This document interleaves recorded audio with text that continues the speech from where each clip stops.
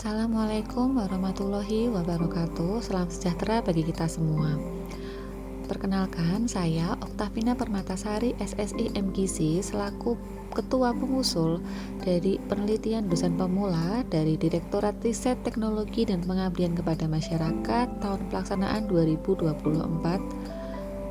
Mohon izin untuk memaparkan hasil dari penelitian kami dengan judul Formulasi Bahan Makanan Campuran atau BMC, substitusi tepung ikan kembung dan tepung tempe sebagai makanan pendamping ASI bagi balita stunting.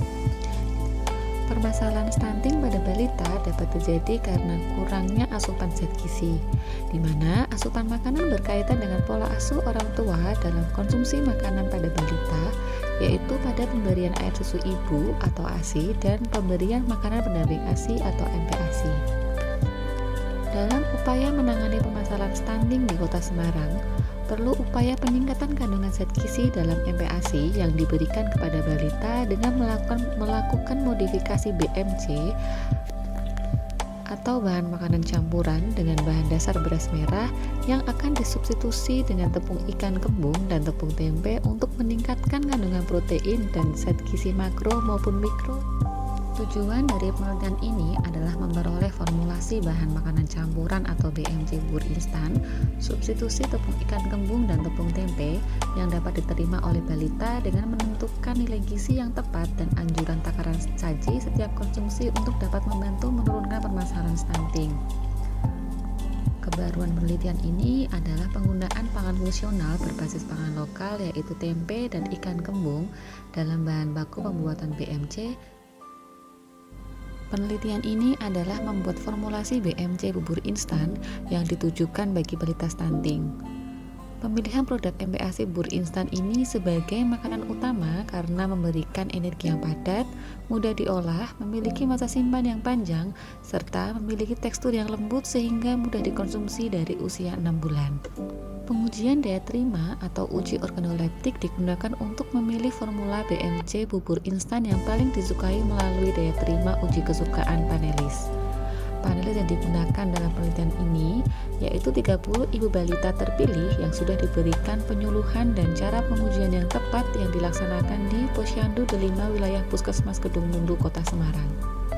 Kandungan zat gizi pada BMC bubur instan dari keempat formulasi yang dianalisis yaitu kadar air, kadar abu, protein, karbohidrat, lemak, serat, vitamin C, vitamin A, zat besi, dan zinc.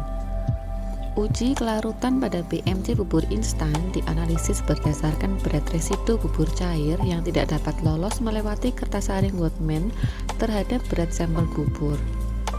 Densitas Kamba adalah perbandingan antara berat bahan terhadap volume yang merupakan karakteristik penting dalam melihat kepadatan zat gizi dan energi yang terkandung pada MPASI. Pengujian mikrobiologi pada produk makanan dilakukan untuk mengetahui adanya cemaran atau tidak pada suatu produk makanan sehingga aman untuk dikonsumsi. Ini dijelaskan perbandingan antara asupan BMC bubur instan formulasi 3 sebagai MPASI dibandingkan dengan standar SNI bubur instan dan persen AKG balita usia 6-11 bulan.